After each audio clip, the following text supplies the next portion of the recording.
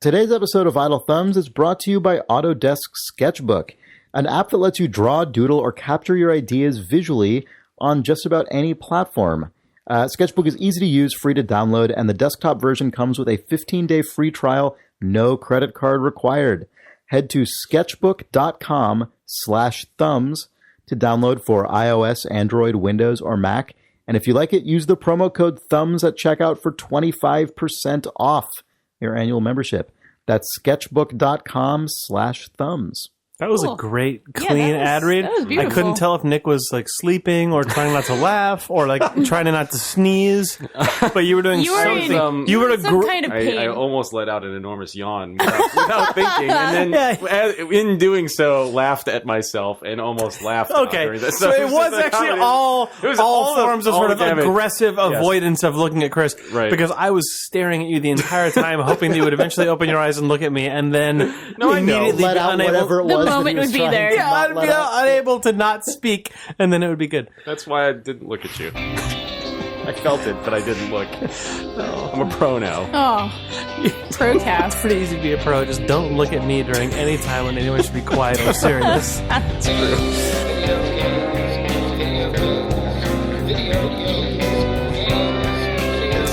Nick, you know what it is? You probably do. You probably know. What is Jake?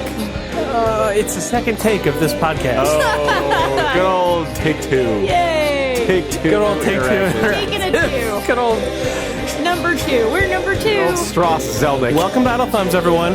We recorded this episode once and erased it, so we're gonna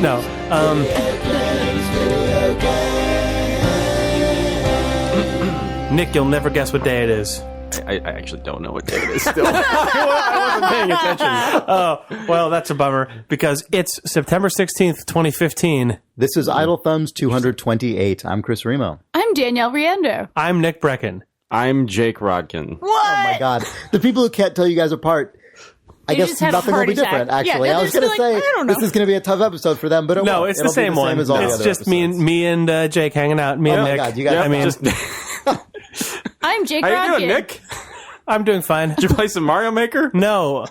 Wait, who am I? Shit. I didn't know if I was you or me. Everyone played Mario Maker except Chris and Nick. It's a great Mario game. Jake, I want to hear your experiences, because this game just came out on Friday. I've been playing it for a couple of weeks because I'm a lucky jerk. And I've been loving it for a couple of weeks, and I can finally tell people that I've been loving it, as opposed to just dancing around saying like, oh yes, I'm having a lot of fun with it, but I cannot give a review like thought. But it sounds like, Jake, you have been playing a fair amount of it. I've been playing less of Mario Maker than I would like, because Mario Maker is really good. I will actually say... Why would you play less of it if it's really good? I've been playing less of it than I would like to have played, because I just haven't been... I had a busy goddamn weekend. Yeah. Yes. Actually, though, the thing that I've been playing the most in Mario Maker, even though I like the level editor is amazing, and I want to get back to that, is... And Danielle, you talked about this when you talked about your stupid, blessed press multiple weeks of having this game before anyone else. The thing that I've actually been liking the most about Mario Maker, even though it is technically a mixed bag, is just the fact that it literally seems to contain... Well, it contains a finite number of Mario levels right now, but it contains the potential to just deliver you infinite Mario forever. Yeah. It took me a long goddamn time to get this set up, because I never had a Nintendo ID associated with my account. I was playing at a house and someone didn't have Wi-Fi. There were about 15 system updates, which I forgot was a thing because I haven't turned my Wii on in 2 years. Oh, Man, no. turning on Or systems since Mario Kart 8, basically. I have Wii disease, where you play Mario Kart, you don't turn on your Wii for months. Even for Splatoon, which I'm very sad about. My Wii was at someone else's house. That's all right. Sean's house. Then That's I got all right. Mario Maker, turned it on. 3 system updates. Okay, 2 system updates. Then I connected the Wi-Fi. Then 2 additional system updates. Then I tried to join the online component. Had to create a Nintendo ID to associate with my account because I'd never done it. Then an additional system update occurred because of that. Wow. So that was really good. But in between all of those things, I was getting acclimated to Mario Maker. And then finally, I got into the multiplayer... Or not multiplayer, but the sort of connected component, and played the 100 Mario Challenge. Oh, excellent. Which, Danielle, you talked about before, but that is specifically the mode where it gives you a genericized world map, like a just looks like a totally generic Mario map. It says princess has been kidnapped, and then it just gives you 16 Mario Maker levels that people have uploaded and have been flagged as easy, medium, or expert, depending on what difficulty mode you choose. And then it's just... Sorry, does the user flag those, or are they voted on? I actually don't know because I've never published a level. It has to do with how many people are able to clear. Oh, it's the completion rate. It's a percentage. Because it shows you... it shows you how many people have played it. It shows you how many people have completed it. And the completion rate on the expert ones seem to be around 4%. Yeah, they're actually ridiculous. But I'm sure that's because the abandonment rate on Mario Maker levels is very high. Yeah. So I got into the create mode, and it's impressive as all hell. But mostly I just kind of dicked around in it and then went, you know what I really want to do? Let's be honest with myself. Mario? I just want to play Mario. And is there a rule set and tile set that seem more used than others? Because it's what Mario 2 1, of them 3, are far more used than the others. It's 1, also 3 World and New. 1, 3 World and New Super Mario Bros. U. And I find it hard to judge if the reason that the tile sets are weighted in a particular way right now is because they're actually preferred, or if it's because the game has a time delayed thing. So because we're playing in launch week, when you buy Mario Maker, it says you get Mario 1 and New Super Mario Bros. U on day one. On day one, come back tomorrow and you get more stuff, but you don't yet get Mario 3. And now you need, to, to spend at least it's a certain amount of time in the editor each day to unlock new things each day. They did make it a little faster, but I'm not entirely sure how fast it is now. Yeah. It's still very slow. It's slower than it should be. This is just super tangent, but like Metal Gear is kind of structured in the same way. It's interesting. Yeah. Yeah. And Nintendo did this with Splatoon it's not as well. time-based, but you do have to play a bunch of the game upgrades, to unlock. Those unlocks, though, are real-time. So you're sitting there waiting for 40 minutes to get the next gun or whatever. Yeah, it's as crazy. opposed to how much content you I mean, played. some of them aren't, but as you go on, a lot of it is. Yeah, because the tile sets that you get at the beginning are Mario 1 and New Super Mario Bros. U, the levels are very aggressively weighted for those right now, whereas only people who have been playing a ton or got it on day 0 or who cheated their system clock. A few of them exist, yes. Yeah.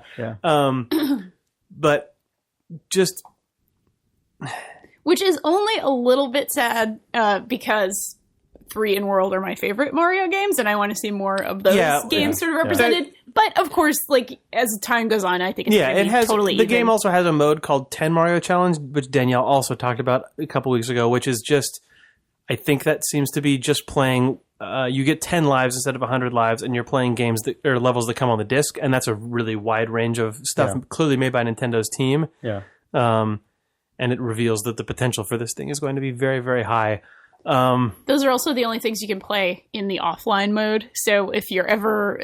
I was playing the other night for a couple of hours, actually, and I hit the server maintenance time or whatever, and I was like, oh, shit, well, I gotta go play the Nintendo-made levels then. And it was kind of like, this is like the game's sort of like both starter kit and sort of backup for when the Nintendo-made levels are so good, though, They're great, at revealing what I think is a huge appeal of Mario Maker, which is obvious, but it's just you can take the things that come with Super Mario Brothers, the platformer like base set that we've known and loved as forever, and then they even Nintendo stuff very successfully like subverts the hell out of their own games in other levels in a way that's really fun. Nintendo's really good at that in general. Yeah, like with Mario in particular. Yeah, the starter pack includes like World X.X remix with like World 1, 2 or World 3, 6 or whatever, where it's just the levels from Mario 1, but then they just slowly degrade into complete insanity. Where like we played a World 1, 1 remix, I think, in one of the early games of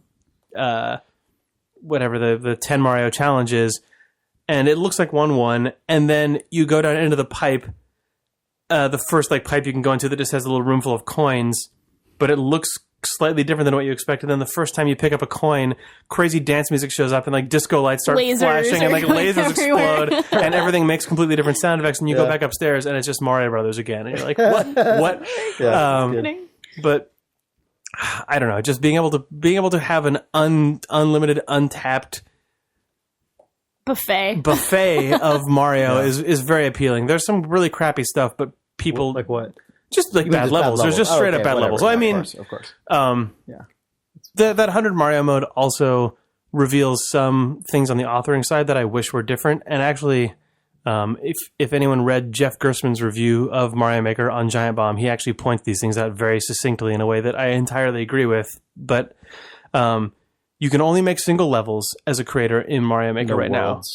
No worlds, which is a really big bummer because the other thing that you cannot do is you cannot author question mark blocks that will put a mushroom out if you're small, but will give you a different power up if you're big. And those two things combined mean that there is no sense of any metagame challenge or any of the sort of multi-level progression that exists in a main Mario game, because you entering a level small, then shrinking, then getting a mushroom, so you have an area that you could complete if you're just big, but if you played it well, you could optimally complete it by getting that upgrade. You can't author for that content. And then you also, as a creator, can't author the position of one-ups and life management as a thing in your level because it's functionally useless. Yeah. Right. Because the only thing that extra lives count for is they're turned into something else when you're playing the 100 Mario challenge. When you get one-ups, they effectively just seem to give you you can go up to 100, but you can never go above that, so they're useless. But they also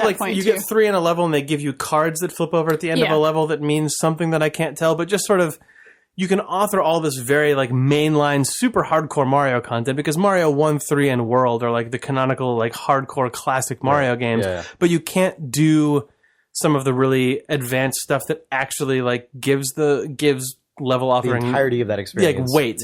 And it feels like they're so close because when you play the 10 Mario Challenge or the 100 Mario Challenge, it draws out a totally genericized world map that's just like an S-curve with dots on it. Yeah. And it makes me wish that as a creator, you could have a new world button that lets you just choose how many saves you want and have it populate that S-curve with dots and then let you drag your levels into those and publish a world. You basically make a playlist. Yeah, basically make a playlist where your lives carry across. It would be I think it would be the smartest add they could make to the game as people get more adept with it, because people you can browse by most faved levels, and you can browse by there's a couple things. There's highest rated, most played, and then there's also they're also weighted towards difficulty, and you can follow creators and you can follow creators. Like that. But that's cool. There's no tag support, so you can't tag a level, which is a big bummer. So you can't tag autoplay or scary spooky or existential nightmare. Yeah, exactly. Nightmare. But what people are doing who notice, people who are getting followed, are authoring levels that they just name. I figured that was definitely going to happen. So and so 1-1, so and so 1-2, which I think is what LittleBigPlanet people did in the first game, and then the second game allowed you to actually change stuff. I think that was LittleBigPlanet 1-2, but it's just a lesson that I wish Nintendo had looked at LittleBigPlanet and looked at what Mario's about and carried over, because it already immediately feels like there's a ceiling that users are going to have to just shore up around themselves. But it's cool. Do you guys want to talk about it? Now it's a bummer. I feel like it's a bummer now. Well, everything else about it is amazing, but the fact that you hit that realization so quick, and that everyone hits that realization so quick, is really disappointing. But the amount of just weird shit that you can find inside of the game that riffs on and sort of provides these great Mario experiences and is actually literally inside of a licensed Nintendo Mario game is amazing in and of itself. But you just wish with all Nintendo stuff. There's something really interesting and unique. I was thinking about what differentiates this from, obviously there are lots of things that differentiate this from Minecraft or LittleBigPlanet or something like that. Obviously they're somewhat different kinds of games and a million other things. But one of the things that makes it very different is that, Jake, as you were saying, Mario is sort of the platformer just baseline that we've all known for decades, right? But have never officially been able to create in that set before. So now it's here's a video game creation tool set, which is a thing that obviously there are lots of that exist in different forms. But it's the second you start using it, you already understand the meaning of all the component parts to an extremely high level of specificity, and just decades of compounded associations. Yeah, and that is a thing that is basically impossible to just create outside of, bolting it on to a thing that's been part of the culture for many years. Because it's Super Mario Brothers, especially because it's Super Mario Brothers 1-3 World and Wii U New Super Mario Brothers. It's all the very easy 2D ones, but because of that, it means that you can make something that is, from a fidelity standpoint, could pass for canonical Mario Brothers. Right. The equivalent to this is like giving people somehow an imaginary magical version of the ability to create your own like Mickey Mouse cartoon or your own like Roadrunner and Wile E. Coyote cartoon that somehow you just drag the anvil and the like cliff in place and then Chuck Jones comes in and directs it. But in this case, that doesn't have to happen because the mechanics are just baked in perfectly into the editor. Like you make it. And what you've made is a Mario level that if someone didn't know was in Mario Maker, they would just be like, "Oh, Nintendo really did a shitty job on this Mario level." Because and they put this weird drop shadow on everything. Well, yeah. Also, you can turn into Waluigi in the middle of it, and like a disco party happens. Like, I mean, you can, there's those weird subversive elements, but you can make something that basically, for sure. Nintendo just gave you the keys to just make literally the exact content they would make, except without a bunch of the details they have that make it really good. But whatever. A thing that made me realize how weird and like good this is to exist was a Q&A with Miyamoto released, I think, by Nintendo of Europe, and they just asked him a bunch of different questions about various just sort of not trivia, but just sort of behind the scenes kind of questions, and most of them were kind of just whatever. But one of them was, are there any levels that shipped in Super Mario Maker that you made? And he said, no, I don't have anything in there, but I'll be sure to post something. What a crazy thing that the guy more associated with Mario than any other human, for obvious reasons, on the planet, like, he's just going to like post something to Super Mario Maker. Like, what a crazy good thing it is. Anyway, I made World 1-1. Yeah, I'll post my wacky joke thing. Yeah. Yeah, amazing. There's also a really good video recently of Miyamoto with the director of Super Mario 3 and like someone who's been working on the Mario series I have a question since about this video. Mario 1, I think. And they were it was a Q&A, I suppose, and they ran through 1-1 and they ran through amazing, 1-1, and Miyamoto just sort of explained of Mario 1 or 3? 1. Okay. Well, so because 1-1 of Mario 3 is also really interesting. Right. I just mentioned that because it was the guy's most notable thing. Yeah, he worked on but he also worked on Super Mario 1. It's just 3 was the first one that he personally directed. Yeah. Okay. But anyway, that's separate. Like the main reason I brought it up was because as Danielle said, like they ran through the original Super Mario Brothers 1-1, and Miyamoto kind of just explained like, here's why this is where this block was, and here's why this is where the Goomba, here's where the idea for Goombas came from, and like here's why we put the first one there, and here's why this is where the first mushroom was, and it was just such. I loved his uses of the word suspicious. Yeah. Did you note that? Suspicious. Yeah, a suspicious mushroom. It's so amazing. What? Yeah, it was really good. The thing that's so funny about that is that it really, if you make games, there's something about that I think is really sort of hits home, because from his standpoint, he's talking about how there's a suspicious mushroom here, and like this will cause the player to wonder about this, and then we'll do that. But when you're actually playing it, especially when you're a kid, you're just kind of charging forward and you're reacting to everything in a completely like animalistic way. It's not that the things that he's saying aren't true. It's just that you're not processing them that consciously.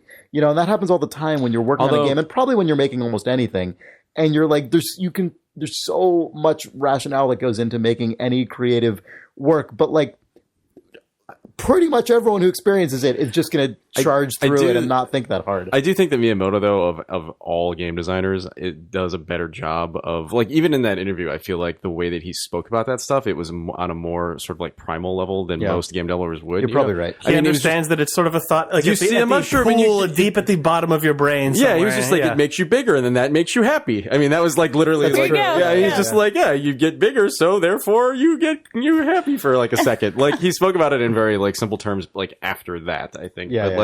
But no, for the most part, the overthinking is was the I mean, I don't actually think it's overthinking. I just think it displays just a true and always true just difference in perspective between the mindset you have to be in to make something and the mindset you have to be in to play or read or watch or listen to something most of the time, unless you're deliberately experiencing it from a critical eye. Yes. You know, The Mario 3 related stuff. Sorry, was this the interview and the Q&A where someone finally proposed the sort of like fan observed theory that Mario 3 is a play? Yes. Yes. no, that was that was the other That thing. was the first right. one I Okay. mentioned. Yeah. Okay, yeah. That has come up though. Yeah. Because that's a thing that people, especially in the last couple of years, have talked about a lot about the idea. I hadn't that- heard of that. Because Mario 3 opens with the curtain rising, and Yeah. because all of the stage decoration has drop shadow on it, that maybe the entirety of Mario 3 is actually a play.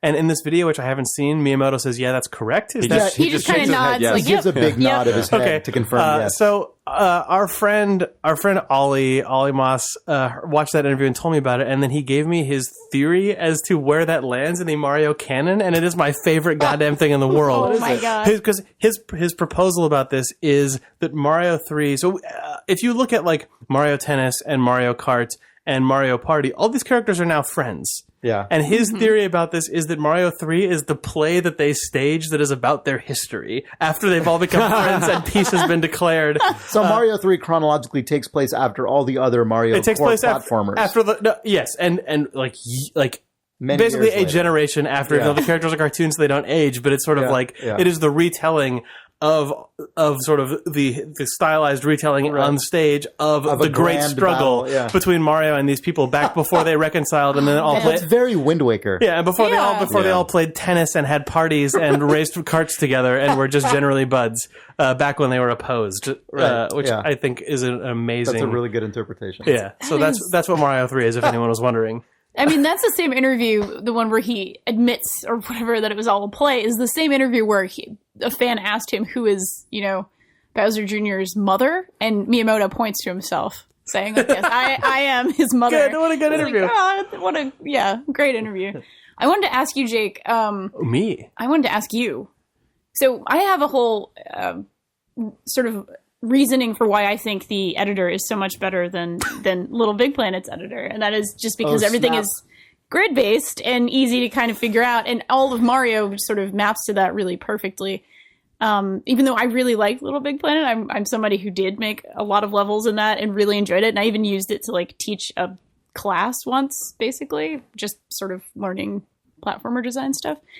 So it was really good, but I wanted to hear your thoughts on the editor itself, as well as the cool musical kind of stuff that goes on in the editor when you're actually musical- dragging Well, things in because and like it's actually I kind of going to the music. actually didn't play Little Big Planet that much. Okay. I played I played a lot of Little Big Planet levels, but I found the editor. That was the I same found the thing. editor very, very hard to get into, and it seems like the biggest difference between Mario Maker and Little Big Planet, aside from the fact that Mario Maker is on a grid, is that Little Big Planet, the entire game, seems way more enamored with simulating everything, and Mario Maker has no interest in that. Where Little Big Planet is all about Because like Mario the game does. yeah, Mario the Yeah. game doesn't, whereas Little Big Planet is like create huge cylinders that you can walk on, but also if they become untethered from the world, physics will make them roll through the world and crush enemies and knock the little swinging Yeah. things around, whereas Mario Maker is just like, there are blocks that you jump on, fuck Everything off. works mechanically perfectly. Yeah, Mario Gravity is a different kind yeah, of Mario thing. exactly is Yeah. about the sort of geometric precision Right. of your movement versus the world. And because of that, I think you're totally right, Danielle, that the Mario Maker editor, Just inevitably is going to be cleaner, it's right? just cleaner. How it's going to be. And man, the thing that I wish that I remember about Little Big Planet is what the difference was between editing and playing, because I'm sure that it is probably technically just as seamless as the Mario Maker one, but the way that Nintendo puts together the feeling of going between the editor and playing the game in this, like, it just feels like transcendent and just delicious.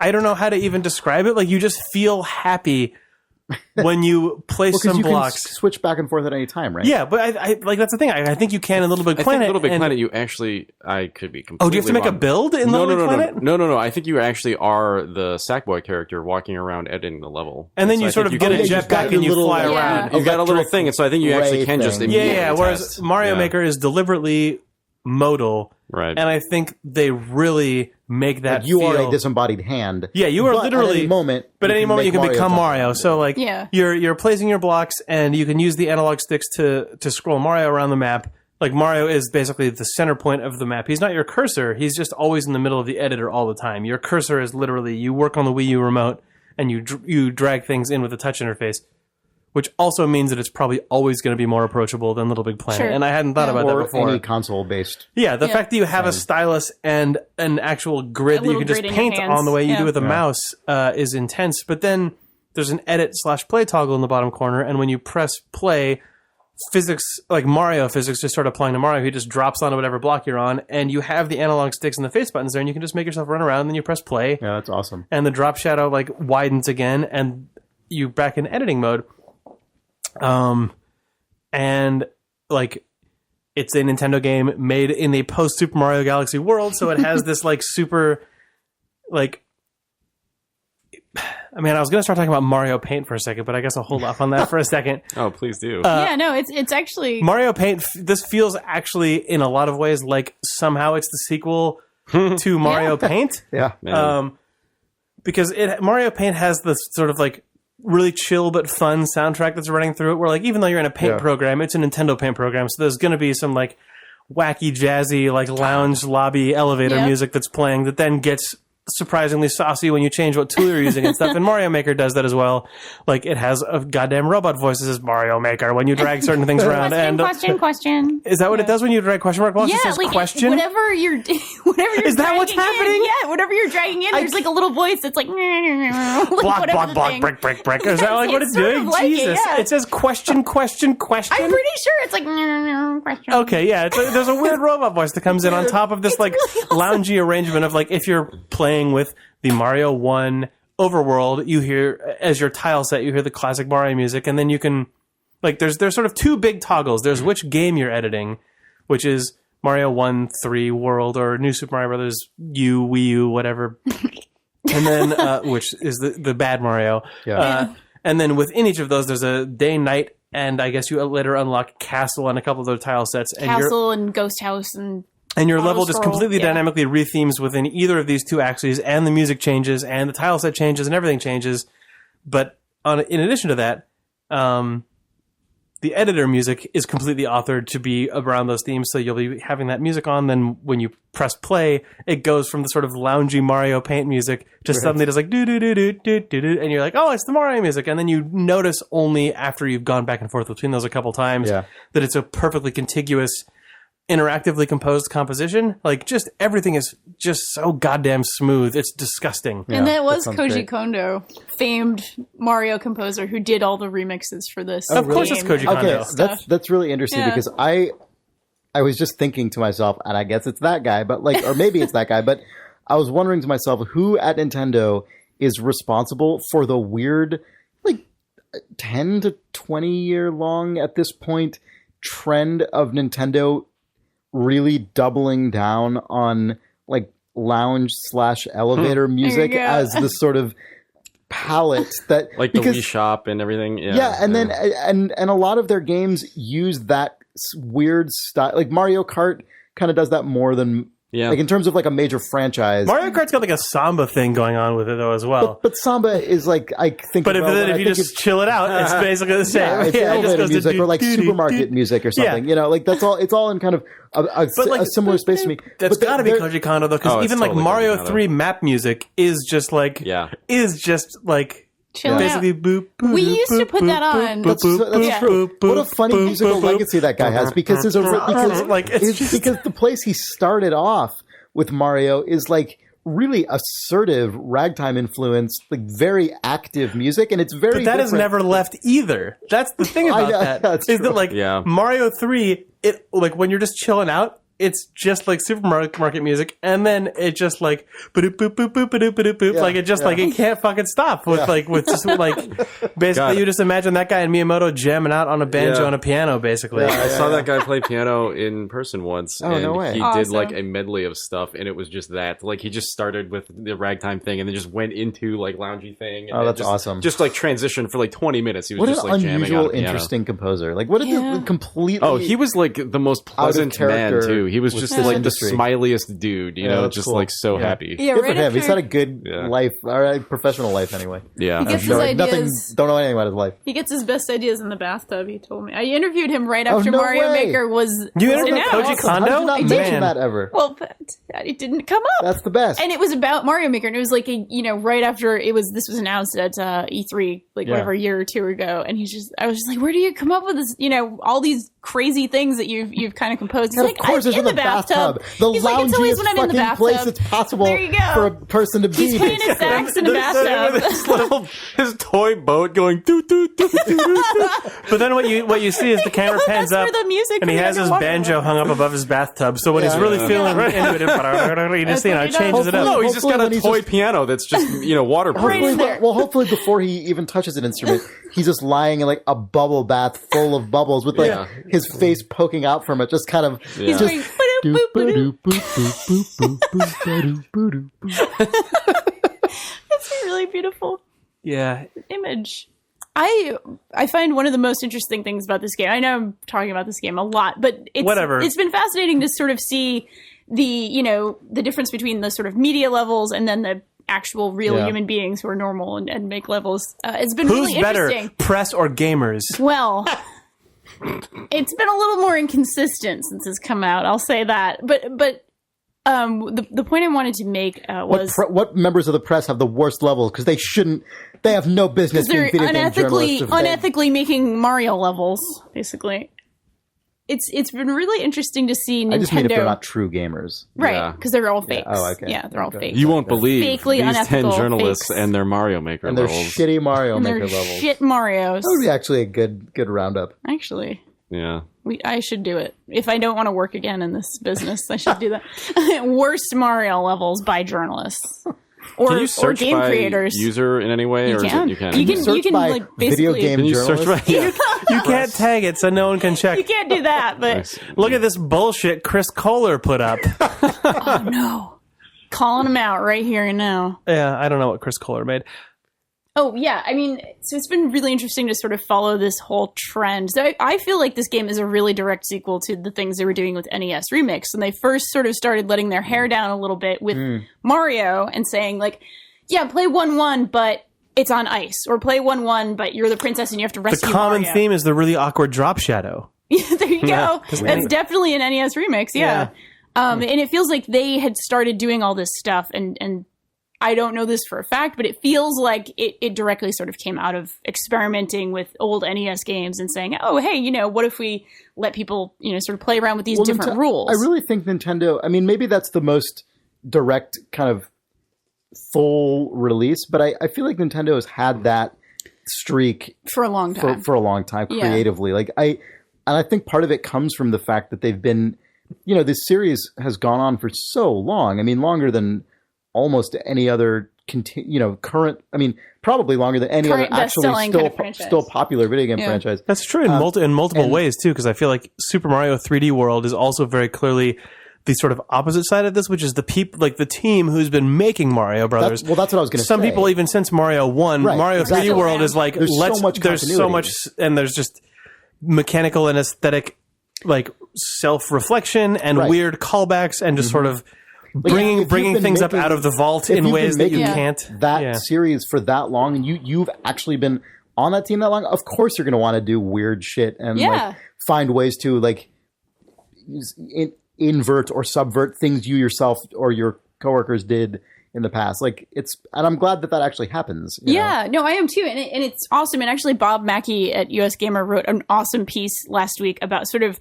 the through line of Nintendo making games where you create cool stuff. And Mario Paint was obviously in it. WarioWare DIY was a game a few years ago that I loved. That was actually like really kind of takes you from zero to at least a tiny little game, that sort of thing. I thought you were going to say hero. Zero to hero, zero to Wario. 0 to number 1 party star.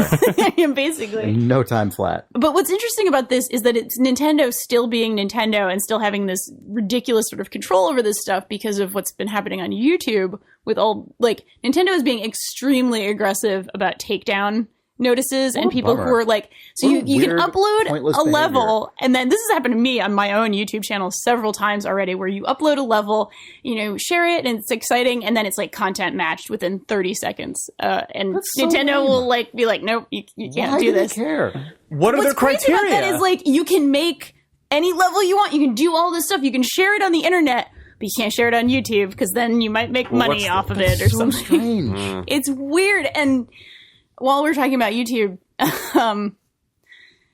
there was Because one of the most effective pieces of marketing they could have possibly gotten for this game, among people who don't like follow all the video game websites and Right. stuff. In which case, okay, whatever, fine, those people will see it on those websites. But like among other people, like I don't really read video game websites, but the thing that I've seen of this game most is a YouTube video Yeah. of that crazy fucking Waluigi like extravaganza. yeah.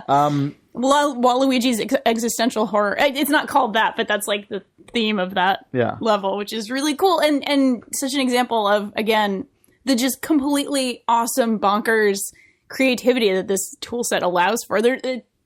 We can link it even in the notes or whatever, but this is a level where you are Waluigi, and spelled out in coins is this sort of horror narrative about being Waluigi and the nature of identity and all this other wacky stuff. And it's really actually pretty disturbing and weird and awesome that like, oh yeah, this happy, awesome little game. I love that somebody made this weird alt game horror thing out of it. So in Mario Maker, we should talk about this for half a second. You can imbue Mario with the ability to become other characters, which I think is based on amiibo They're stuff. costumes, There's but yeah. costumes for Mario that like any amiibo, which is the Nintendo like collectible statue that you can get, Mario can dress himself up as that. So there are question mark blocks that will reveal a mushroom that have a question mark on them, and if you touch those, you'll become a character that the level author has chosen that you can become. So there's like some people have made like Metroid fan levels that use Mario mechanics, but you play as Samus or Zero Suit Samus or whatever. Yeah. But in this one, you play as Waluigi.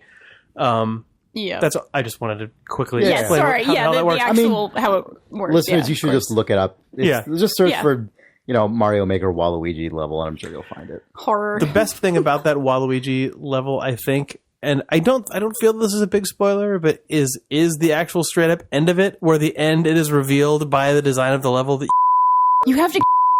Yeah. Waluigi must to finish the We're level. saying too much. We are saying a little too much, but it's awesome and cool, and I just think it's cool. I think it sucks that Nintendo is being so weird about YouTube uploads, but I also think the game itself is so cool, and that's totally the line that Nintendo walks all the time with being like, oh, creativity and be yourself and share this with the world, but don't share it too much. Like it's a weird line that they cross. Anyway, it's an awesome game. Obviously, we've been talking about it forever, but it's a really, really cool game. Super Mario Maker. yeah. Speaking of games with M's in them, the other game that we've talked about forever for the last It's the M&M month, cast. I guess, is Metal Gear Solid 5. Yes. Which, Nick, I take it, is the only game that you are currently playing still. Yeah, pretty much. How many hours are you in? Danielle asked me this yesterday, so I went and looked it up. Because I actually completed the game, although when you complete the game, it says, stay tuned for Chapter 2, and then, of course, Chapter 2 immediately starts after that. What a weird thing. Why do they continuously tell you to stay tuned? bizarre. There are multiple times at the end of this game where, like, Snake gets on a helicopter, like, the camera is facing the helicopter, the helicopter flies into the camera, freeze frames, as if, like, someone's just going to give, like, a high five and a thumbs up. And then This it is just when says you need to your be TV themes playing in the background. Oh, like it discussed was. last And then it says Nice. to be continued. Comes up on screen, it fades down and then fades up, and then you're just in the helicopter, and then you just hit like the mission, and then you keep playing. It's so weird. And hopefully the theme from Perfect Strangers is still playing. There you go. Right? God, what a weird game. So does it? But so I'm okay. So I don't actually even understand what you're saying. So yeah, does the like story of the game keep going, or are you just in New Game Plus basically at this point? it's a bit of both. They What? Of course it is. the story continues, but it's very clear that There's less of it.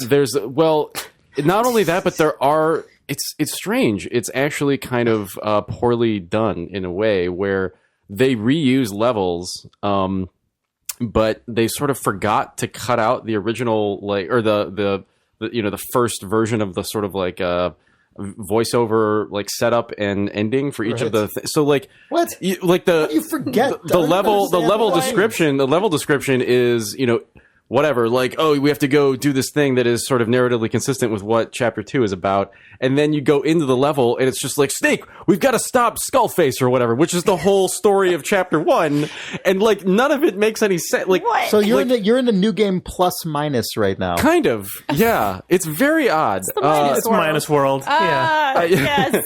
I mean, there are some original missions, and then there are some that are purported to be original missions that are actually just recycled missions. There are some that are very clearly labeled extreme version of the first mission. So you're deep into Metal Gear Solid 5 was not finished territory. Yeah, right now. oh yeah, it's very clear. It's really strange. It is one of the strangest That's things so odd. I've experienced in a I haven't seen game. that mentioned anywhere. Honestly, there are so many things about it. It's such a large game. I think that it's just going to take a bit for it to sink in how strange this game is. Because because there's the superficial strangeness that everybody's There's the recognized. obvious strangeness. Then there's just everything else that is just bizarre, like the ending itself, which I won't obviously mention. But anybody who's played it, I have no idea what's going on there. Like, and not in the Kojima way, not in the like insane way, but just in a, I don't actually know what this is supposed to say. Like, I don't. It's very simple, but very inexplicable. It's very simple, but very inexplicable. Yeah. But yeah, I played it, I guess, at this point, 22, 23 hours, which for me is That's not even like ludicrous in terms of talking No. about, they forgot to finish the game. You know, that's like a thing I would expect. 100-hour game. 147 hours in, and they just stopped. It's weird. The game just is different. Like, they just stopped making it or something. I don't know. I can't tell. God. But, I mean, you're in the amount of time that people tell you have to get that far before a Final Fantasy game starts getting good. Exactly. Yeah. I mean, I know a lot of people have spent like 50 or 60 hours getting to the point that I'm at. So you're just, I don't know what they're doing basically because just humble bragging right now. Well, I mean, You might be the best Metal Some Gear people player. take 60 hours to get to this far in the game. NBD. Anyway, in my playthrough, nothing makes any sense.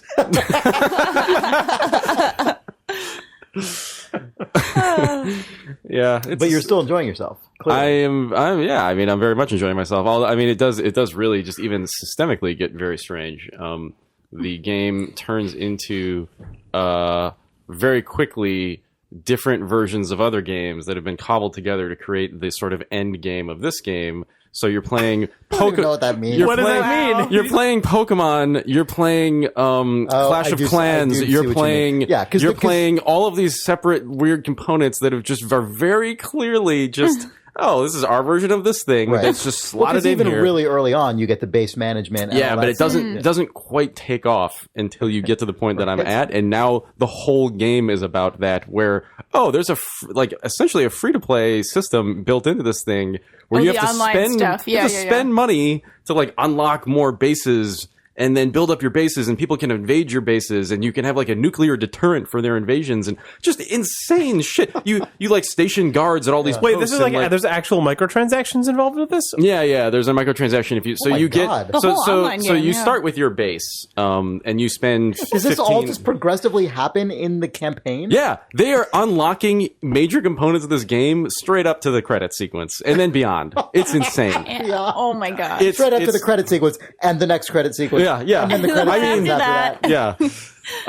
But no, so you start with your base, and then at a certain point you unlock your forward operating base, which is just another base that is the exact same thing that you can also upgrade in the same amount of levels and exact same. Aesthetically the same? Oh yeah, the same. They're all the same. On. No, I mean, you can change the color if you want to. I think You but better. Whatever. I didn't. You have red base. You could put a Samus costume on it. It's Clash of Clans, so you sort of like set your defenses, and then at any time somebody can invade your base, which doesn't trigger anything in your instance of your game. But they start warning you about this in the loading screens really early on before you have any ability to. Also, know what they're talking about. warning isn't strong enough because I still didn't know what this was about, and then started doing it and realized I was fucking myself completely because the second you attack somebody else's base, they know you've attacked them, and then they get a little thing that says, "Oh, you should go attack Nick's base," and I'm like, "Oh, I don't know what I'm doing." doing? Like, I don't have any guys. I got no guns. I didn't do any of this shit. I just rushed to the end of the stupid game. So, like, my base was just wide open. Somebody just walked in and stole all my stuff because I just didn't know I was supposed to do it. Thanks, Kojima. Thanks, Kojima. But yeah, like, Metal Gear. yeah, it's super weird. You can Strange game this is. you can get all of these bases. They essentially turn into like I feel VR like levels. this episode are the two games we talked about so far are some of the most sort of interesting games Yeah. to have been released. Interesting mainstream games to have been released in quite a while for totally different reasons. But Major just, Japanese just games, too. fascinating, odd things. It's very, very odd. What a world we live in. Yeah, I can poop from my horse now. oh yeah, Sorry, you can poop from your horse, or you can make your horse poop. Sorry, I can make my horse poop. By the way, from the horse would be works at a very, very extreme range. So my horse can be like 1,000. Well, you can command that your horse poops. I was like, you know, like deep into a mission, and my horse was like waiting at the gates for me, and I was just like, the command is called "do it," and then you just go, "D horse, do it," and he just poops like a mile away. You can just imagine him I want a pooping. D-Horse Do It supercut. I want a D-Horse Do It remix. Yeah. In that situation where Chris was able to summon his horse from across the entire map, I imagine he could have told his horse to poop had he had that power. It's true. The whole way he could have had his horse pooping. Leaving a trail. Then you could have followed it back. Yeah. Oh man. Breadcrumbs are for the weak. Yeah. It's all about horse shit. That's right. Nice clean trail of horse poop. Yeah. I mean, I will say that I'm still Clean finding trails. things that this game does really well that are. That's a good. just- I can make my horse poop anywhere. I'm finding things this game just does really well. I mean, subtle things that I haven't really like seen talked about a lot. Like, I was playing one of the missions that is very much like the Far Cry 2. I talked about this, I guess, last week or the week before, but where there's a convoy that's heading down a road. You know the path of the convoy, and you can basically set a point to intercept it. I was playing the extreme version of that, which is really hard. All of the tanks are just impossible to kill, so your setup has to be perfect, and you have to sit there like perfectly crafting like the mine layout. It was a disaster. I should have been streaming it because what happened was I sat there for at least 10 or 15 minutes, at which point you could have been playing music. But the thing I want to talk about is that, so, I had like 8 C4 charges on the ground. Yeah. I had mines behind that in case the convoy made it through. I had like my, rocket launcher pulled up. I had everything tagged. Like my crazy mech thing was like waiting to the side, just like perfectly like, rumbling just in anticipation. And then, I'm just sitting there and I can see the convoy in the distance and it's just stopped. I waited for like 10 minutes for this thing to like trigger its next stage. It's actually, they do a weird job of like perfectly recreating what it would actually be, which is that it's not just driving in a circle like Mario Kart. It's like, no, they stop, they get out, they like talk, and then they move on. So I'm sitting there like, oh, I can see these guys. Yeah. Shit, this is, and so it just like built up this crazy tension. And of course, like 3 minutes before, like they're rolling down the road, and I'm just sitting there like twiddling my thumbs, and I just hit the button that triggers the C4, and there are 8 of them, so they all go off like in rapid succession, like a machine gun, and I see every head. I'm like on this cliff that is like looking down in a huge base, God, I wish and we were there I've and I got wish my we were streaming it. I've got my goggles on, my like binoculars on, so I can see in this huge base. Every head in that base just snaps to look straight at me, and then over the radio they're like, "Oh, boss, you screwed up, boss. Now they're gonna be really going fast. Now you better catch them." And so like they're like I watch the convoy and they just gun it. They're like doing like 80 boss needs right there for someone to tell me fuck. Really? Yeah, I blew up all of my C4. I'm aware. Everyone saw the explosion, the like, size of a house. I heard on the radio that you're an idiot. And so this tank is now doing like 80 miles an hour, like going down this road. And I just started to panic. And so the first armored vehicle hits the mines, which didn't explode. But I hadn't laid enough of them down and they weren't powerful enough. So it just blew out the tires. And so all it did was the thing just stopped and turned and just looked at me. It was like, what are you doing? And then just shot me in the face. Then I reloaded and I played it through normally. The thing I actually wanted to say is that in the run up to all of this, what's really interesting is that, because I was thinking about the stream that we did with Far Cry 2, and you playing music, this game actually dynamically triggers music for right. That's true. Not just for missions, but for even just like if you're out walking around and it knows, oh, this is a moment where you're creeping around and I should probably trigger this cue. It does that in almost every case that you'd want it to. So like the stories that I have about this game are like us streaming it would in a weird way we'd be undercut because this game is it's sort of like covering all the bases of just creating these moments. It's like the grenade rolling down the hill, like I said before, it like happens all the time, and it's not remarkable because the AI is so good, or at least it sells itself so well that it's just of course the grenade was gonna roll down the hill and somebody was gonna pick it up and do a stupid thing. You know what I mean? It just all plays out the way you would expect. It's a crazy game. When you were talking about accidentally triggering your C4, God.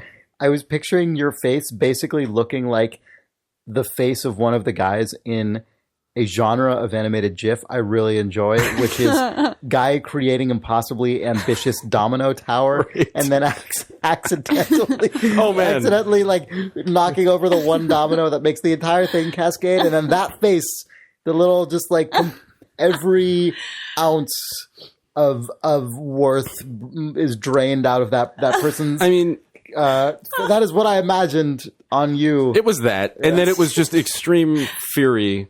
And I skipped over the part where I played this mission 10 times. Oh, God. And tried different things. Like I was on horseback with a rocket launcher at one point. I was so pissed. I was just chasing this convoy down the road, shooting rockets off of my horse.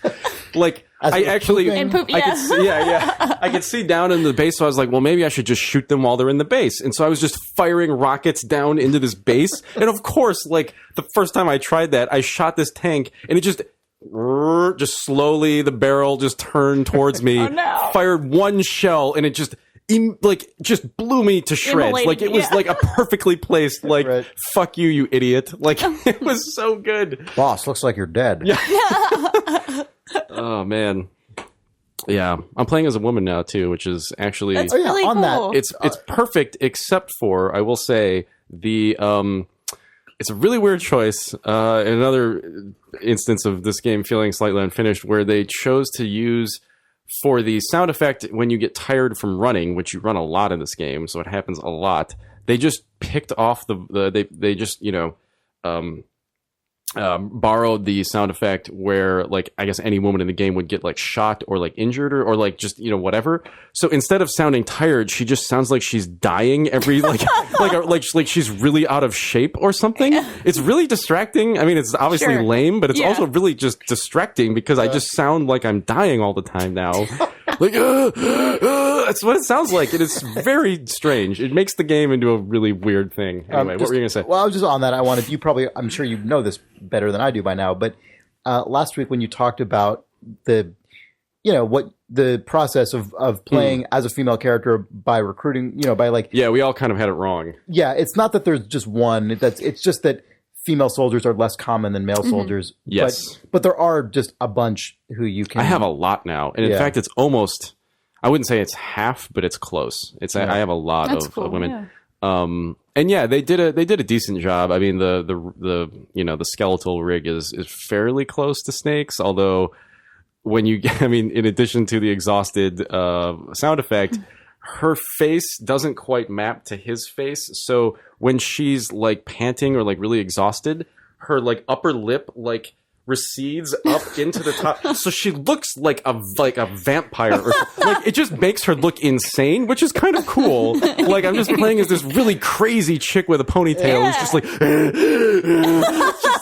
and like she's covered in blood, all the time from just killing men. Like it's kind of good.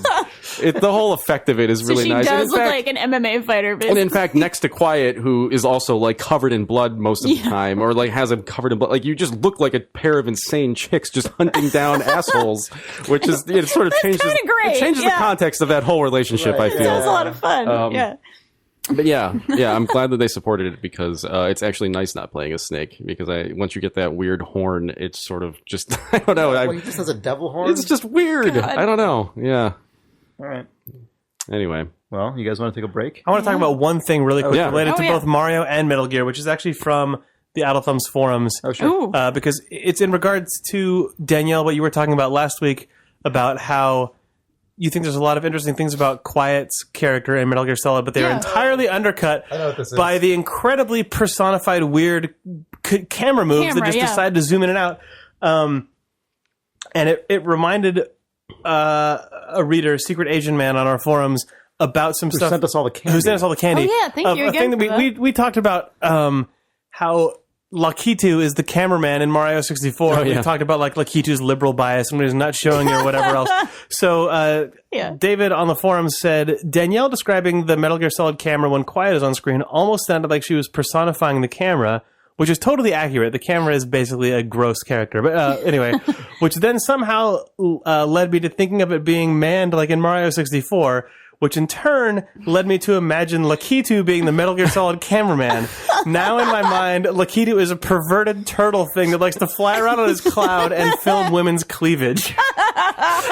So the idea of Lakitu himself being a character in Metal Gear Solid who's just doing really gross rack zooms on butts and stuff is really funny to me. Related to this, there's a really good video that I don't know what the process is to achieve this, but people on PC always figure this shit out. Someone swapped the models of Revolver Ocelot and Quiet, who are two characters who exist in cutscenes in this game, and it is amazing because it really if you are ever tempted to be like oversensitive, this is just what fuck off. It is this difference between how these two characters are treated by the camera is just fucking outrageous in how wide the gulf is, and it also is just hilarious to see Ocelot with the sexy poses in the helicopters, in the shower stuff. Oh my god, man, it's so the good. sexy poses are one thing, but when you described the camera movement being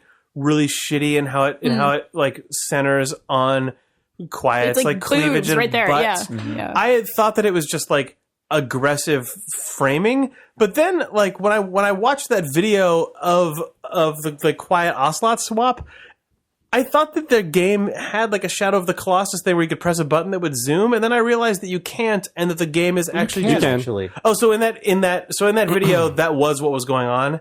I can't remember because that video zoom in and out. Zooms over to to Revolver Ocelot's butt, and then it just goes and as he's walking away, it zooms in to follow. And was that a directorial choice or was that a player choice? If it looks kind of snappy, it's not directorial. Okay. He never does a snap probably zoom. Was directorial. The follow was, but then the player making that video decided look, there's no by zooming in. After playing 25 hours of this game, it's there. I mean, in the helicopter, the stuff there's no excuse, and in the helicopter, that's it's just, you can't avoid it, really. If she's on a mission with you, she just starts doing weird fucking animations. Yoga, in your face. but sexy yoga poses and weird it's shit. It's weird experiencing it firsthand because the animations don't make any sense. What she's doing literally makes no sense. She gets up and just does the jankiest move.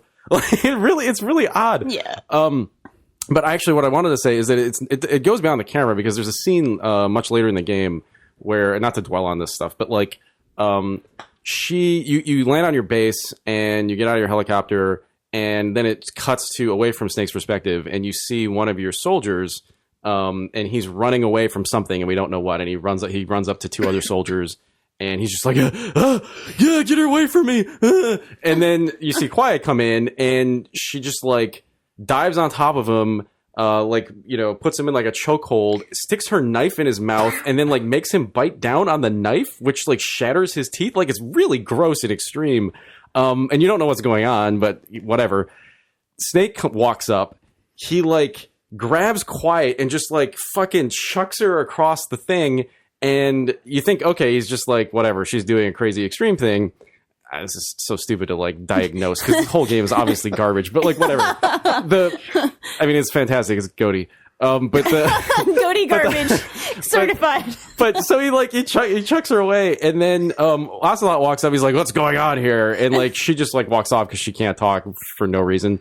And then he just looks at Snake and he's like, "Man, it must have been revenge for how they're treating her." And Snake's just "Yeah, but if she does it again, I'll kill her myself." Where did that come from? What the hell? She's was your that- buddy. Yeah, Like, she's your comrade. The whole game, he's like, "That's 2 strikes. There won't be a third." It is just like, what the fuck? Like, it's one thing if the camera's weird, but also the character, this is just blatantly awful. Like, just really, yeah. Anyway, without showing any justification for why she was violent to that guy or anything Your like whole that. your dilemma of this whole game's obviously garbage. No, I mean GotY, it's amazing. yeah. That is this game is that might be the game. Oh, it's the most. This It's the game most that. embodies that sort of just internal war over what video games can be and what they choose to be, and like what they can even achieve despite aiming low and aiming high at the same time. Yeah. You know, like, God, it's video games. There's so are much fucking game weird, to this. man. Like, they're so weird. Because this mean, happens all the time. It happens in film, but it's just this stuff is so Not like this. No. This degree. This Not to is, this like, degree. Crazy. Yeah, I'm just saying It's extreme. It's the extreme version of that because it's a comic book and you can get away with more because it's whatever. Yeah. Yeah. I don't know if that's what it means. Yeah. Anyway, It kind of does. You can get away with a lot in a video game and nobody's going to write about it in the New York Times because it's just like a stupid video game. Yeah, but I mean that is true because I mean the audience is just much more like right, but that's all. That's it's a all true. huge But then when it audience, but becomes it is a the game that is smaller- up for consideration for Game of the Year, people talk about it holistically, including all of those things, and then it gets really weird. Like that's when it actually gets weird. Is Well, like, sure. like you're like you saying, oh, it's a video game because you can say stuff. Like we can say something fucking insane right now because we're on a podcast. and no one will And no one will know care. because it's a podcast and we're past the first half of the podcast. You can say whatever the fuck you want and it's not going to get quoted anywhere. That's true.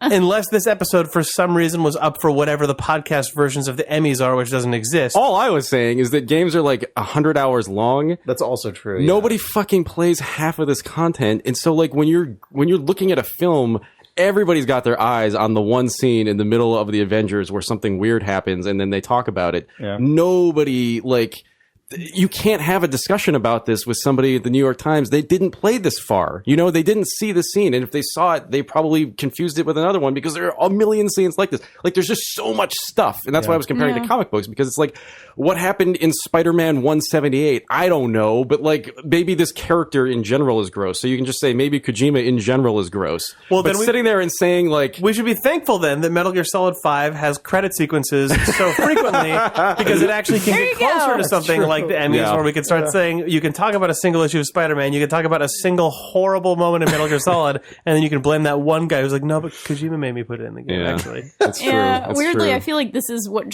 video game journalism is now: is finding the craziest things and just putting them on YouTube. That is like Yeah, that is like our job. yeah. That What started we're off really discussing promising. is basically what our job is now in my That field, started off so promising where they can find the crazy, interesting thing and put it and on then YouTube. put it on YouTube. Yay! Yeah. All right, well, let's take a break. Video game. This episode of Idle Thumbs is brought to you by Parachute, an online bedding brand based in Venice Beach, California. Parachute has a whole line of bedding essentials. They have sheets, duvet covers, all the things you need. I went to their website. They've got all the different sort of types of sets that you might want for your bed, ranging from like pretty basic to more ambitious. Jake, I know you have and sleep within. I'm currently sleeping on some freshly washed Parachute sheets. Ooh. They are incredibly comfortable, and my bedroom looks amazing. My cat loves sleeping on these sheets. Like, she spends Aw. all day sleeping on that duvet cover to the point that she kind of barfed up a hairball on them the other day, which was gross. But How comfortable she felt. really relaxed. Like, I've got a lot of pictures of my cat sleeping on these sheets now. Yeah. But now they are washed and they are, again, very crisp and new feeling nice. and Yeah, not barf covered anymore and instead beautiful. Nice. I'm sure that's exactly what Parachute wants us to say about their sheets, except for the part where my cat barfed on them. But they are really, really nice. Like, Dana and I love the way our bedroom looks with those. There you go. They're manufactured in Tuscany. Oh, They're perfect. Tuscan as all fuck. They are fucking Tuscan with Egyptian cotton. Oh, So they're the two nationalities you want the most inside of a sheet, plus Venice Beach, California, is where the website was made. all probably. good things. So if you go to parachutehome.com/thumbs and use the promo code thumbs, you will get $25 off your first order. That is parachutehome.com MeUndies.com/thumbs with the promo code thumbs. Yeah, really do check it out. Their website's really nice. Their sheets are incredibly comfortable and good looking, and you'll be happy to sleep in them. And Thanks, Oko Parachute. Tex certified dice. That sounds great. Thanks, Sorry. Parachutehome.com/thumbs. Sheet fact bomb from Danielle. Got really excited about that. Video game. This episode of Idle Thumbs is brought to you also by MeUndies. Hooray. Yeah. MeUndies is a great brand of underwear and basic undergarments. I really like MeUndies. They're very comfortable and they're very durable. They come in good, sort of basic, solid colors that are very appealing, as well as more assertive and outrageous patterns that you may enjoy that they also swap out And they have from women's time to time. rawk tanks. Rawk said with like a Boston Explain to or me a what New that York even. I don't even accent. know what that is. Well, it's just a basic tank top with like a wider than sort of the ribbed tank top straps. Uh-huh. It's very cool. The rawk tank.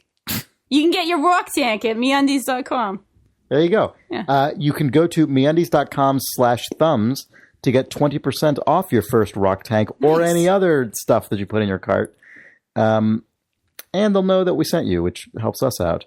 But that is MeUndies.com/thumbs for 20% off your first order. And get this, shipping is always free with MeUndies now. Always. Nice. Not just with our code, but you do want to use our code for that 20% off. MeUndies.com/thumbs. They really do have a lot of cute designs. I'm super into it. I wish Sean was on because I saw he watched Titanic, and I watched Titanic again as well. You did? Weird. Because it's on HBO Go, that's Oh, why. that There must you be. That's go. why. That is And why. I wanted something on in the background while I was doing some work. And I thought, well, this will be interesting. It's a good background Holy movie. shit. What a weird... Speaking of films and criticism and what the fuck, that woman, that white girl, gets on the Titanic, and there's a voiceover where she says, everyone thought my life was supposed to be amazing, but for me it was like I was walking onto a slave ship. Ooh. She's Wow. like Whoa. the richest person. She's in the 1.01% Yeah. of that life, in that Yeah. world at that time, Yeah. and says she's getting on a slave ship, and you're supposed to feel bad for her. It's amazing. think that would there get were written so today. many instances of scenes where just in that it was less than 20 years ago. I guess? 97, 18 years ago. So yeah, half that movie would be I on the haven't cutting seen it room since floor it at this came out. point because it Holy was shit. really egregiously. The 90s, it's Yeah. so bizarre that the 90s were like, in so many yeah. ways, quote unquote, a progressive time, but also like so much shit. No, it's Would Fight never- Club. We don't know what to do with our money, so Yeah, we're going to be exactly. sad. Every movie is that. End of the 90s. What a fucking weird thing. It's really Anyway. aggressively to quote someone. I guess we must be Roger back. Ebert, I think. There you go. Whoa. Whoa. That's what he was. The famous Ebert. Whoa. Yeah. Speaking of pointless things to do with your money, a thing that we did yesterday. Escaping old vintage places. Also, speaking of like dubious historical, Yeah. authenticity. Yes. I don't even. How Well, this was for your birthday. It was a surprise Chris had for your no birthday. idea. That's true. I didn't know this was happening. Yes. Sarah brought me along we got on a bus and went to the Presidio in San Francisco, which is sort of just an area near the Golden Gate Bridge, and I didn't know what we were doing. And then a bunch of my friends turned up and we escaped from a room. And it was actually really, really good. We've talked about Room Escape on the podcast a few years ago at this point. There are now a few different companies who operate games like this in San Francisco. This is a genre of live game, not a video game, but an actual place you go and participate in a game where you are locked into a room, literally locked into a room, festooned with sort of puzzles and weird clues and just things, and you have to figure out how to solve these puzzles and interact with objects and devices in the room in order to escape within a time frame, which is usually about an hour, but in this case was an hour and 20 minutes. And the theme of this room that we all played, us and 6 other people, I mean, we were all who knew each other, was that in 1915 at the, what was it, the Pacific Panama, what is it? It was a Pan-Pacific exhibition. Pan-Pacific, Is that what it was? Panama exhibition or something. There was a pan It was in basically there. a World's Fair in San Francisco in 1915. The conceit is that Harry Houdini, who was at this World's Fair and who performed, created this crazy puzzle room so that a bunch of his other like Cool friends. famous cool Like celebrity friends, 1915 friends. right, which Wild included Bill, like Cody Williams. Buffalo Bill. Sorry, Cody. yes. Buffalo Bill, like Helen Keller, Luther Burbank, Sousa. John Philip Sousa, Thomas Edison, Charlie Chaplin. Charlie Chaplin, Henry Ford. Henry Ford. Is that everyone? That might be everyone. There were 8 people. Yeah. And the idea was that he created this room that did not happen, by the way. Yeah. These people were all, in fact, at they were all at the 1915 San Francisco World's Fair and did apparently interact with each other and like have conversations and stuff. But they did not all escape from a weird Harry Houdini room together. You'll be Houdini's cool shocked to room. learn. We were told all of this history at once by the sort of guide who introduced us to the room, and he did not demarcate between the things he was saying that were actually historically true and the things that were bullshit. I have to admit that I wasn't paying close attention. I was looking at other things, and then I tuned in like halfway through his spiel, and I was like, really? I know. Like, what? John Philip Sousa and Henry Ford. Okay. They were hanging out, Well, this is very interesting. I had no idea. I know, right? Yeah. It turns out that only some of them ever met with some other ones, and it was not any pairing Different that would be combinations completely of them outrageous. met, but they didn't all hang out as like They were super definitely cool. also dinner, not yeah. locked into a room together that was then League of lost. Extraordinary Room Escapers. Yeah, lost somehow inside of the Palace of Fine Arts for 100 years. That part did not happen. Yeah. But the sort of theming of the interior of this game and sort of that conceit was, I thought, delivered on very well inside of this I game. totally agree. Oh, super cool. It was. I mean, at this point, I think several of us have done a few of these room escapes, and this was easily one of the best ones that I've done, just in terms of good theming and like a lot of stuff to do. So even if you have a big group, people can kind of be solving different things at one time, and just well put together puzzles and just clever fun. Yeah. It was good. Good special effects. Well, yeah, I mean, a lot of these, it's kind of funny.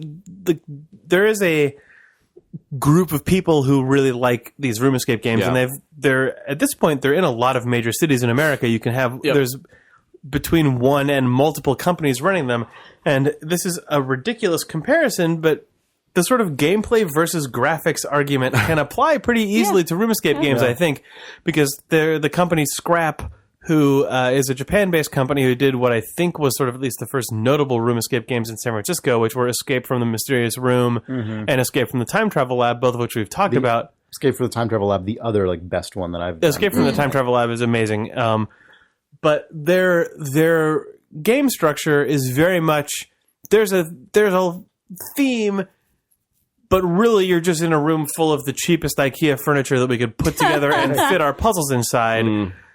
Whereas this one was like, you're not in like a Disneyland set. Like the budget is still lower. It's more like a high-end community theater or like high-end local theatrical production, but there's still production value. Like it still feels like you're inside of a space, and you can lean into the theme to help the puzzles work in a way that like, I mean, these are basically real-life adventure games, and that element of sort of having atmosphere and having that be able to be a tool that you can use as the person designing the game, and just also a thing that can help inform you and sort of help you forgive things on the negative side about the experience, but also help you really get involved in it on the positive side is present in this game in a way that is not usually. This one, it occurs to me just now, was more like Myst than any version of this I've ever done in terms of like wood paneling and sort of just photos. Just felt very much like that. We obviously are not going to spoil any puzzle stuff, but if this sounds interesting to you and you live in the Bay Area, well, real quick, Nick, and then I'm just going to tell them what it is and where they can find it. It's called this company that puts this on is called Palace Games, and their URL is palace-games.com, and they run this Houdini room escape in the Palace of Fine Arts in the Presidio in San Francisco. Anyway, go ahead, Nick. I just wanted to ask, because I've only done one of these. It was the one that we had done like 2 years ago, other than this one. Was that Mysterious Room? Or? It was, yeah. It was the very sort of basic. Yeah. Yeah. My question is, for the people who've done more of these, are they typically constructed where... Because I'm finding that the interesting thing about the gameplay construction is that there tend to be sections of it that are very linear in the sense that you're all sort of driving to unlock one section of this puzzle at a time, and then sometimes it will branch out to allow for. But generally speaking, the one that we had just done felt like it was moving from like point to point. Right. Is that usually the case, or because my memory of the last one was that there were sort of just 8 or 10 different sort of disparate puzzles hidden throughout the room, and everybody could kind of carve off a piece of it and sort of churn on it. They still tend to funnel into, even in that one. Maybe you don't remember like super clearly, but they do tend to funnel into phases, and one of the reasons they do that, I think, is because it allows the sort of state of the room to change. Well, to unlock another section of the room or whatever. Yeah. The thing that I don't like about that is that it feels like when you have 10 or 12 people, half the room is just kind of standing there. Right. Like, and I'm a very, like, in situations like that, I will just defer to the people who are like, no, this is what we're doing. And so my experience with Escape the Room at this point is, if I can help, sure. But generally speaking, I'm just going to kind of sit there and kind of like defer to the people who are like, they have read the instructions. I didn't get a chance to read the instructions. So like, and I'm just curious about like, if that's usually the case, or this one I thought was actually better than many. In the sense it wasn't that bad, there were at least a few different groups of us solving different puzzles at any. There was a moment that I felt really good about that, where half the people were in one room, half the people were in the other room, and I was like helping Danielle with the thing, and like it's weird because with these room escape games, you have so many of the problems that you would have in an adventure or a puzzle game design, or as a puzzle or adventure game designer, but then you also, like you said, have to account for the fact that there are 8 people in the room. Yeah. Because like this Palace Games game that we played, the Houdini Escape, felt like from a design standpoint, it was actually built deliberately to account for that, where there are potentially 10 people in the room, but there are like 8 possible things that could be being solved at the same time. Like this game actually has a lot of nonlinear elements before they get you all down, before it's sort of you hit the like choke point in the puzzle design. But if all the people in the room aren't aware that that's how the game is structured, because like when we were playing, it felt like we all were wandering around not knowing what to do for a while. Then finally we all broke into teams and everyone was like, there was a while there where there was like epic amounts of clockwork going on, where the whole room was just abuzz with puzzles being cracked and like information sharing and stuff. Only we didn't realize until halfway through that I think we could have been doing most of that stuff through the entire duration of the game. Well, we just didn't know that we could. Yeah, I think early on, as pointless to talk about because it's such a weird thing, isn't most people on this podcast? Well, no one was referring to or anything, but I think nobody. I got the feeling that like, oh, this is a very linear thing, and that we have to do this thing. But it was less linear than we thought. But it's just interesting for me as like a design challenge, right? Like they want to stay sort of outside of the room. They don't want to give you they don't want to actually write down on the piece of paper, you can do all of these things non-linearly, right? But like. It probably would have been a better experience if we'd known that, right? So it's interesting. It is a weird challenge because no one in video game space, no one makes these sort of adventure game, puzzle game things that are also multiplayer, because it would be gross. It would actually be Uru, Ages of Mist. That's that's true. There you go. The exception that proves the rule, I guess. But because what you want in these games, like these map to Myst, or like in modern games, the closest thing is actually probably The Room on iOS, especially to this puzzle game that we played, where it is just like a mystery box that you're sliding open, and you've got to solve all these various things that then form into a weird key shape that lets you get one layer deeper or whatever. Part of the fun of those games, just like part of the fun of room escape games, is walking around and sort of testing all of the edges of the room to find things. And because of that, you don't, as a designer, I think you don't want to give away the meta structure of your game.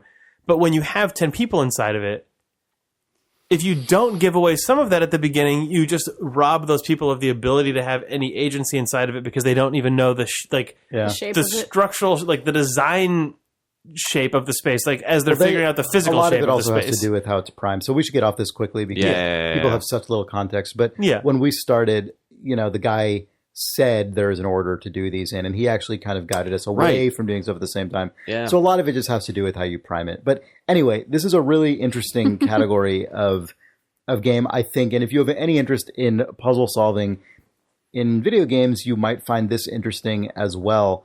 This one that we did is only exists in the Palace of Fine Arts in San Francisco, but the company that really sort of established this in San Francisco, called Scrap, now runs it in several other cities, and there have also in the last couple of years been additional companies that have sprung up here and in other cities as well. So it's also a popular thing in Europe. That's true, and Japan for that matter, which is, I think, where it was first probably. But if you search for room escape games in your city, or real escape game is the other thing real they're escape called. game is something called, and your city name or the major metropolitan area near you, you could probably find something like this. Yep. Yeah. So I was going to say, all I'll say about it is that it's the one kind of adventure game where sort of pixel hunting is actually fun because you're physically in the space and moving things, and it's actually really fun to do that kind of thing. So. Yeah, it is.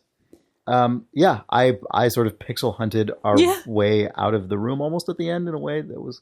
Yeah. Oh, we pixel hunted in the middle. Pretty egregiously. Oh, that's true. There's good stuff. Right. Anyway. All right. Let's do some reader mail. Yeah. Zero Thumbs, talk about room escape games a bunch more in the total abstract. Yeah. Kevin Christopher writes. What? Oh, I was just going to say Albino Lullaby, if we wanted to mention it super quickly. Ahead, and it ties into the Mysterious Room thing because this is a game. Yeah. I will just say really, really briefly that I played Albino Lullaby, which is out yesterday as of the day this podcast comes out. So it's fresh and new, sort of a puzzle box of a horror game, which is actually pretty cool. It is a first-person horror game without any jump scares or a lot of blood or a lot of things that are generally associated with horror games. It's like this really bizarre psychological type of game where the entire structure of this bizarre house or structure that you're in, I won't spoil anything, changes all the time. Like it'll actually flip. It's almost Cube-like. The movie Cube, where rooms are arranged differently, and you sort of have to figure out the puzzle of that as well. It's pretty cool and definitely worth checking out. I know you played it too, Chris. A little bit. I would like to. I need to spend more time with it. I haven't had much time, but I'm glad that it is out and is cool. It seems cool so far because one of the key developers on the game is Justin Pappas, who is someone I worked with on BioShock Infinite and Irrational, and is a really good guy and deserves to make cool things that are successful.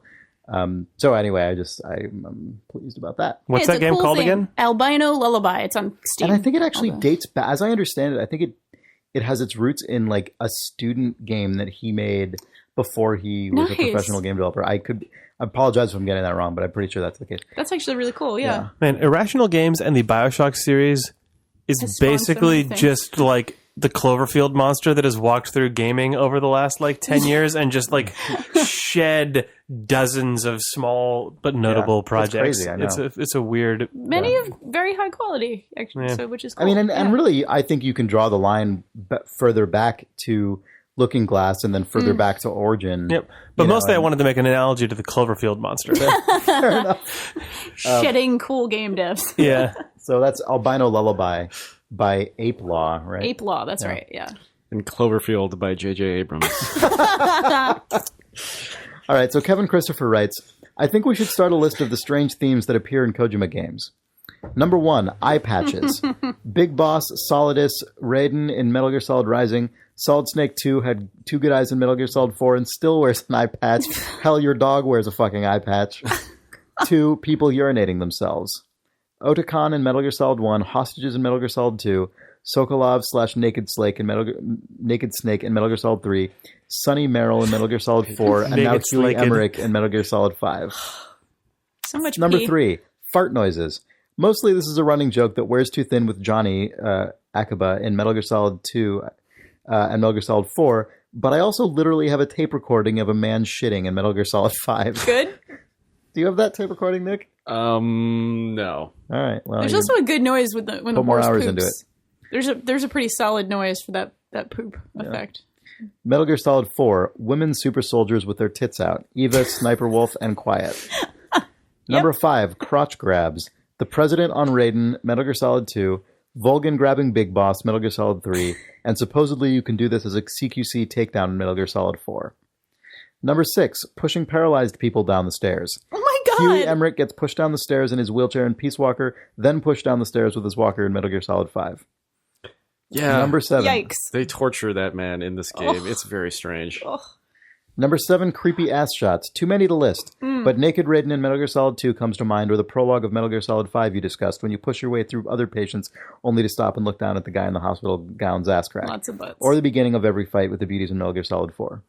I love the mechanics of Metal Gear, maybe less going back to some of them now, but I can appreciate the story, even if some of it is anime bullshit, but some of the creepier stuff bothers me about the series. I feel like Kojima is a genius in attention to detail, but has the maturity of a 12-year-old. Can you think of any other series where the bizarre nuances of the creator were so prevalent? Would we tolerate these things in a game not titled Metal Gear? Kevin Christopher Cage. St. Louis, Twitter handle Original Kevbo. Yeah, David Cage First is part the of first that. thing I can David think Cage, of. yeah, I guess so. Do we talk? I mean, Molyneux to an extent was Yeah, fart no, it's noise, not the same crazy guy. level. Molyneux but not- is so much more naive and tame. Yeah. Like Molyneux is so much more adorable. It's true, In but that, you know, like how I'm much just- he I'm likes just- farting and stuff. Yeah, I'm In just trying- in film, the closest you get is Tarantino, right? I mean, like, his stuff is really solid, but then Yeah. every now and then just like a fucking weird indulgence shows up for absolutely no reason, and it's often the same list of like 5 weird indulgent things. yeah. Yeah, that's true. Although it's less played. Yeah, I mean, I guess it is kind of similar. Like, he's a director who will suddenly just have a character turn to the camera and wink in the middle of a movie Yeah. that is otherwise like incredibly meaningful and like masterfully built in a way that you don't see over the last like 40 years. Yeah, that's true. But then like, yeah, just I guess it just feels different only because in a movie it's always completely prescribed down to like a specific frame at a specific moment, whereas in a game some of that stuff's in cutscenes and some of it is just in the game systems, which just feels weirder. yeah, but the sensibility of the creator seems like it's maybe coming from a similar place. Yeah, but Kojima has fallen off the cliff way farther than You know what this makes me think of something that I kind of wanted to mention before, and I don't know. I don't read. I haven't read a lot about this game, but I don't read. But I don't read, but if again, I don't read. I only speak on podcasts, but and and then game. listen to myself. yeah, right. But I would like to see an article from a journalist, Danielle, Sure, or alleged anybody, journalist. about kind of the preoccupation of Japanese games and the preoccupation with like Africa. And I mean, this game has a lot of that going on. It's clearly questionable in some regard. I really am not going to take the time to delve into it myself. But I mean, you have to rescue these African children who are all sort of impoverished and at your command later, which is weird. And then but their town is run by, of course, it's completely full of African children, and then you have to fight their commander, who is an 8-year-old white boy for some reason. Oh my god! Weird. There are, Yeah. but just think about this game GotY. and thinking about this game and thinking about Resident Evil 5. Like, I would be interested to like. Are there lots of examples, or just those 2 that come to mind? I looked into this back when Resident Evil 5 came out. I was talking to a professor in Japan because I was going to write an article about it. I guess what I'm saying is There you go. I would like myself to do this, but I'm not going to. But it's a definite cultural strangeness and the sort of alien Africa and the way they think about it. It's very weird and disturbing. Anyway, I mean, that definitely exists, not just in Japan. oh yes, but- it's not just in Japan, but I think you can definitely connect some dots. Sure. In video games, especially. That's weird. I would like someone to write that. Yeah, I'm probably not qualified to write that, but I am. I think that's interested. kind of what I ended up concluding as well. But Right, yeah. I was interviewing some people to try to make it qualified, and kind of Yeah. I don't know. That was that Resident Evil 5 stuff was so crazy that I was like, it was like that it was like a sounds pre-gamer really gate. creepy. It was the Yeah. pre-gamer gate like era. Sure. Right. Yeah. Yeah. No, that is, See, we can talk about Gamergate because we're in the back 3/4 of this You're allowed to podcast. say I don't it. care. You're allowed to that's say true. it now. Andrew Wilson writes, thanks to Danielle. Hi, Thumbs. Oh. I wanted to write in and thank you and Danielle in particular for not indulging in the common topic of clowns as monsters when discussing the game Dropsy. Oh. Shortly before I was born, my grandfather retired from his career as a Navy officer and became a semi-professional clown in his regional shrine circus. I would spend summers visiting him and helping out around the temple, a job which consisted largely of showing elderly people how to make things in print shop for the Commodore 64, Nice. sweeping and very carefully dusting the egg registry. Each clown has their makeup painted out onto an emptied-out egg as a record of what their character looked like. When they weren't preparing for a show, the clowns would teach me magic tricks, how to juggle, and how to do physical comedy. To make a long story short, the modern narrative of evil clowns and coulrophobia, I guess that's fear of clowns, makes me really sad, and I really appreciate that it didn't come up in your discussion. Thanks again. Love the show. Andrew, Athens, Georgia. Oh, thank you, Andrew. Nice I email. really, I was streaming Dropsy the other night, and I was having a lot of fun with it. And the developer was actually there in chat and sort of chatting with people about it. And somebody had mentioned that they had a similar sort of experience with it, that they were really afraid actually that the game was going to be super ableist against, like, Dropsy is definitely sort of, the character is a grown person, but kind of has the mind of a child, maybe perhaps is delayed in some ways. And they were really afraid it was going to be really ableist and gross, and like they work with, autistic children, and they played it and they were like, no, this is the most like kind-hearted game that's about acceptance, and it's goofy certainly, and it's playing off of that. He looks creepy and evil sort of thing, but it's actually the gist of the game is about being like very accepting and very kind. And yeah, I that game is so awesome. I just want to say that they did a good job with that as well. Yeah, that's great. Yeah. Andy Yinks. Really quick, just I have to point out that because it was mentioned in that email, I love the clowning tradition of saving your clown's unique face paint onto an egg. Like, that's a totally legit thing that is not just that one clown club. That's like all over the place.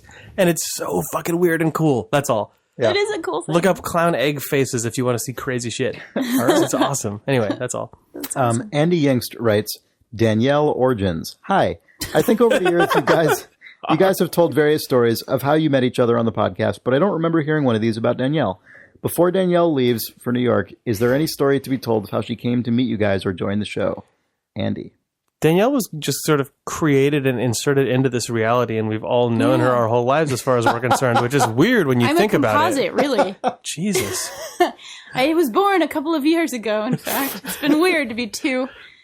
Well, the origin story, I guess, is that I knew Chris in Boston. Yeah, we met each other at... it was Game Loop 2011, I think. Yeah, Game Loop 2011. We just sat down at the same dinner table at a bar yeah. after the conference and just started talking and hanging out. And that was it. That's the beginning of this beautiful story. And then you moved here, and I moved here a few months later, and then you asked me to be on the podcast one day. Like as a guest, and then it just kind of was a good fit, and we just ended up on the podcast. Yeah, it's my We didn't ever like decide to put Danielle on the podcast or like... it wasn't a marketing decision. We've never done that with anyone, but like you just kind of ended up on it. No, we actually have a very clown-like tradition here at the Adult Thumbs office, where instead of putting our face on an egg, our forums make a beautiful oil painting of your face and gives it to us. And put it in the bathroom, and it's in the bathroom. In the office. Yeah. So. Or just staring at you, Jake. Nix is the only portrait in the actual podcast studio. Well, when we got Gabe, our intern, I decided that I would hang Nick's picture above his desk to inspire him. Yep. Inspired by a Breckon. Yeah, that's true. Yeah. You're in the room that has you're in the room with Bobby Kotick and Jay Allers, so you should be proud. It's an honor. Space asshole. And space asshole and a video game hot dog. It's delicious crumb. Big dog. The thing is, I feel like mine more than others though resembles the Ghostbusters 2 painting. Oh, you're Vigo the Carpathian. Sure. I feel like mine is less inspiring and more terrifying. My painting is the scale of Vigo the Carpathian, whereas yours is actually like the visage. When Jake says he thinks Gabe will be inspired, he doesn't mean inspired. He means inspired to work harder out of fear. Right. Like that image will inspire him to greater heights of intimidation. And, when my parents would ask me to go in the basement to like get another bottle of ketchup, I would always The ketchup basement of Nick Breckon. That's a common task in the Breckon household. You go through a lot of ketchup there. When as child I go into basement to get new. Why are you the count from Sesame Street? What is that? Vigo the Carpathian. 1, 2, 3 ketchups. Like what? It just seemed like something that would be like introduced by like some, you know, like Some first immigrant generation Muppet, yeah. family that does, you don't even know what they're talking about, but they act as though it's a normal thing. Right. That's what it was like. Borat? Like what is? Borat the Carpathian. I didn't have time to think about what I was doing. I just decided to be offensive. Oh my. Anyway, Nick, when you went down to the basement to get another get your bottle ketchup. of ketchup, I would always, when I was walking back up the stairs, I would always imagine that Vigo was behind me. Oh no. And so it would like spur me to like walk, like run up the stairs with the ketchup and like more quickly deliver the ketchup to my parents. Does sound like a crazy Eastern European. I imagine that Vigo was behind me. Anyway, It inspired me to climb. It's like the Krampus or whatever. It's like, you know, he was my like weird fairy tale like thing that ketchup, just like, you know, motivator. yeah.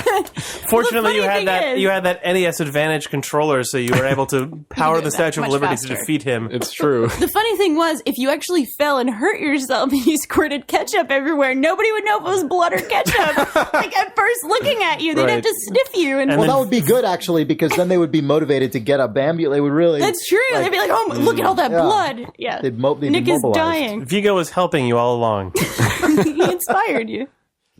All right. Michael Corliss writes, for podcast, important question about podcast network. Howdy thumbs. If Esports Today downloads surpass even Idle Thumbs, will you have to rename the network to the Esports Today network? Much appreciations, Mike from Edmonton, Alberta. Jesus, Alberta, Canada. You almost did that. That was the Italian When way. I catch the ketchup. Yes. I think yes, probably, right? Whichever the podcast is most popular gets to be the name of the network at any given moment, and that will just, King of much the like Hill Vigo style. the Carpathian, that will inspire us to do better at all of our own individual podcasts. And get ketchup. Yeah. No, yeah, we just named the network Idle Thumbs because the site was already called Idle Thumbs, and we're smart people who have good business sense. Yep. There's other podcasts on it, though. If you go to idlethumbs.net, we do have that new podcast, Esports Today, as mentioned by Michael Corliss, this reader, and all kinds of other ones. We probably won't rename the network very much, though. All right. Jacob Olson writes, My Lebowski moment. I was on vacation in Spain visiting some family.